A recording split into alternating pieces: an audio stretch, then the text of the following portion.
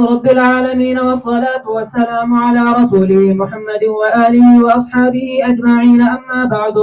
بسم الله الرحمن الرحيم. يقول الفقير الراجي إلى عفو ربه القدير محمد طيب طاهري الفنجيري رحمه الله: حدثني وأجازني شيخي وأبي شيخ العرب والعجم مولانا محمد طاهر الفنجيري رحمه الله. حدثني وتابعني محدث الحرمين الشريفين شيخي شيخ العلامة عمر بن حمدان المحرصي،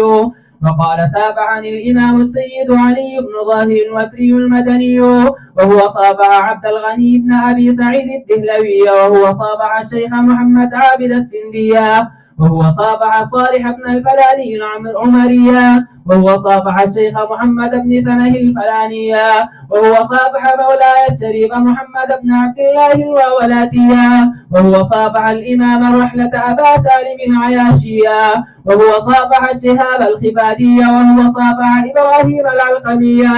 وهو صافح أخاه الشمس العلقمية والسيد يوسف الأرميونية، وهو صافح الجلال السيوطية، وهو صافح كمال الدين وهو ابن الجزرية، وهو صافح يوسف السرمرية، وهو صافح محمود بن علي البغدادي، وهو صافح عبد الصمد بن أبي الجيش، وهو صافح أبا محمد يوسف بن عبد الرحمن، وهو صافح أباه عبد الرحمن بن الجوزي، وهو صافح الحافظ محمد بن ناصر، وهو أبا الغنائم الحراسية، وهو صافح محمد بن علي العلوية، وهو صافح أبا الفضل محمد بن جعفر الخزاعية،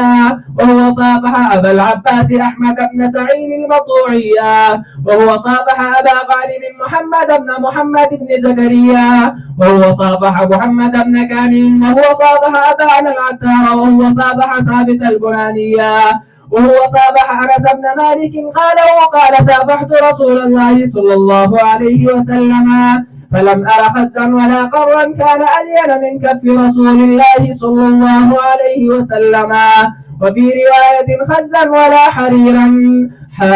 وبه إلى ابن الجوزي رحمه الله تعالى. وهو صافح أبا هريرة ابن الذهبي، وهو صافح أبا العباس البعلية، وهو صافح الضياء أبا عبد الله بن عبد الواحد بن عبد الرحمن المقدسي السعدية، وهو صافح أبا الفرج الثقفي، وهو صافح جده إسماعيل، وهو صافح أبا محمد الحسن بن أحمد السمرقندية، وهو صافح جعفر بن محمد بن المغيرة المستغفرية، وهو صافح أبا العباس إبراهيم بن محمد بن موسى السرخسية، وهو صافح أبا القاسم عبد الله بن حميد بن عبدان بن رشيد الطائي المنبجية، وهو صافح عمر بن سعيد بن سنان، وهو صافح أحمد بن دهقان، وهو صافح خلف بن تميم. قال دخلنا على أبي هرمز نعوده، فقال دخلنا على أنس بن مالك له نعوده، فقال سافحت بكفي هذا كف رسول الله صلى الله عليه وسلم،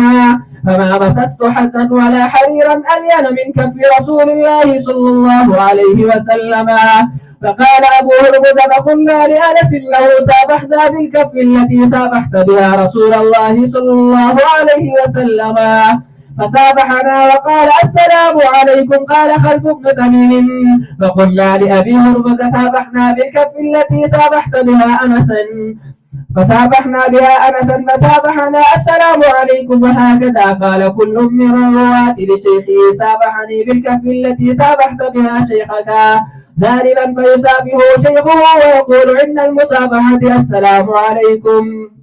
وردل حضرت انس رضی اللہ تعالی عنہ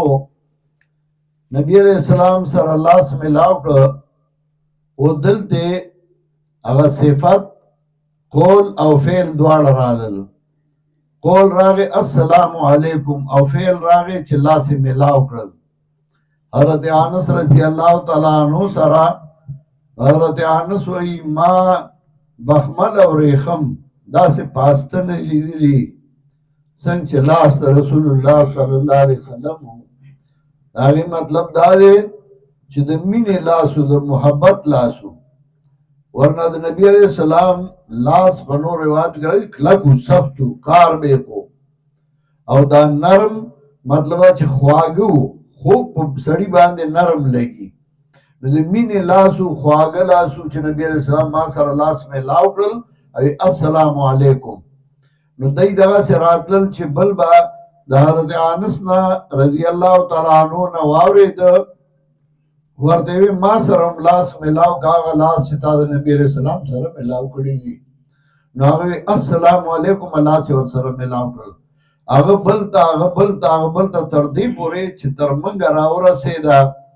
نو زه هم موږ د شیخ القرآن سره لاس میلاو کړي وو، السلام علیکم ویلي وو، او زه تاسو سره لاس میلاو کړم السلام علیکم وامه. مخکې هم میلاو کړه، اوس هم بیا وروسته هم میلاو وو. نو لاس میلاو کو دی ته وایي حدیث مسلسل بالمصافحه، او دا قولی هم دی او فعلی هم دی. ځکه قول سره